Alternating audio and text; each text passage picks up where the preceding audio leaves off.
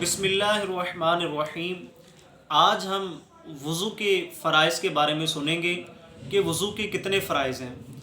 वज़ू के 4 फ़र्ज़ हैं। जब तक बंदा इन फ़राइज़ को पूरा नहीं करेगा तो बंदा जो है उसका वज़ू नहीं होगा।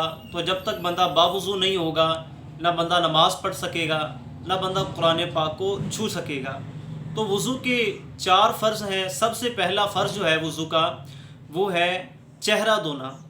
आम तौर पे लोग जो है वो चेहरा धोना ये समझते हैं कि बस इतना सा ऐसा मुंह का धो लिया तो ये अपना चेहरा धोना हो गया। याद रखिए, वज़ू में मुंह धोना नहीं बल्कि चेहरा धोना फ़र्ज़ है।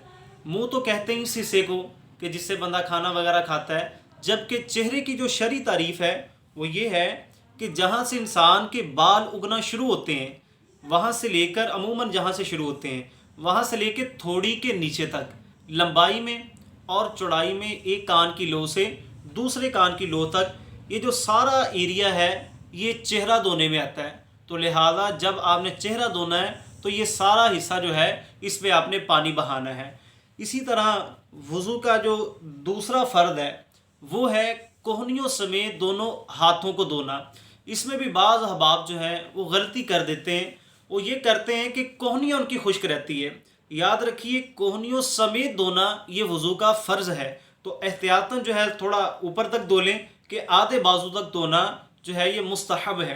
तो आप, और इसमें धोने का तरीका ये है कि आपने बाजू से नहीं शुरू करना बल्कि आपने हाथों से शुरू करना है। यहाँ से हाथों को धोते हुए नीचे की तरफ कोहनियों की तरफ आना है। इस तरह 3 बार धोना ये सुन्नत मुबारक है। तो दोनों हाथों को कोहनियों समेत धोना ये वज़ू का दूसरा फ़र्ज़ है। तीसरा वज़ू का फ़र्ज़ है चौथाई सर का मसा करना। मिसाल के तौर पे अगर कोई बंदा हाथ जो है वो गीला कर कर उसको सर पे किसी भी हिस्से पर रख देता है तो ये उसका फ़र्ज़ अदा हो जाएगा। तो सुन्नत तरीका हम इंशाअल्लाह वज़ू के सुन्नत तरीके में बताएंगे, लेकिन फ़र्ज़ यही है कि चौथाई सर का मसा करना ये फ़र्ज़ है। और वज़ू का चौथा और आखिरी फ़र्ज़ है टखनों समेत दोनों पाँव धोना। इसमें भी बाद अहबाब जो हैं उनके टखने खुश्क रह जाते हैं, जिसको गिट्टे भी कहा जाता है। तो लिहाजा जब आपने टखने धोने हैं तो जिस तरह कोहनियों का ख्याल रखना है कि कोहनियाँ खुश्क ना रह जाएं, इसी तरह आपने पाँव धोते हुए भी अपने टखनों का, अपने गिट्टों का ख्याल रखना है कि कहीं वो खुश्क ना रह जाएं। जब ये वज़ू के चारों फ़र्ज़ आपके मुकम्मल हो जाएंगे तब आपका वज़ू हो जाएगा। अगली वीडियो में इंशाअल्लाह हम जल्द ही वज़ू का सुन्नत तरीका भी आपको बताएंगे। उस वक़्त के लिए इंतज़ार करें।